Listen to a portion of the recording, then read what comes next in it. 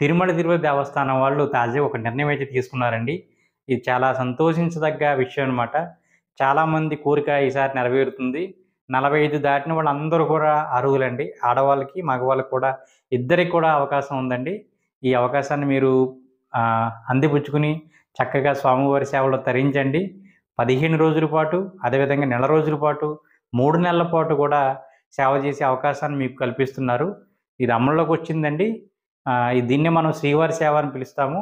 So, మీకు కొంచెం basics తెలియాలి. అవేంటంటే మనకు శ్రీవారి సేవలో పలు రకాలు ఉంటాయి కదండీ! శ్రీవారి సేవ అంటే మనకు లడ్డు కౌంటర్ల దగ్గర అన్నదానాలను కల్పించేవాళ్ళు శ్రీవారి సేవకులు. తర్వాత మనకు పరకామణి సేవ అంటే ఉండిలో వచ్చిన కానుకను లెక్కపెట్టేవాళ్ళు పరకామణి సేవకులు.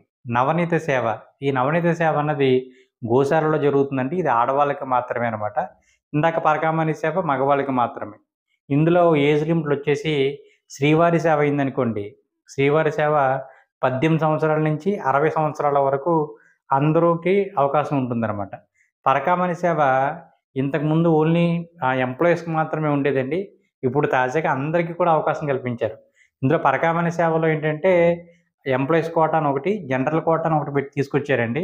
ఇందులో జనరల్ కోటాలో ఓన్లీ అబ్బాయిలకి మాత్రమే అవకాశం ఉందండి. ఇందులో 25 సంవత్సరాల నుంచి మీకు 60 సంవత్సరాల లోపు ఉన్న వాళ్ళందరూ కూడా ఎలిజిబుల్ అనమాట.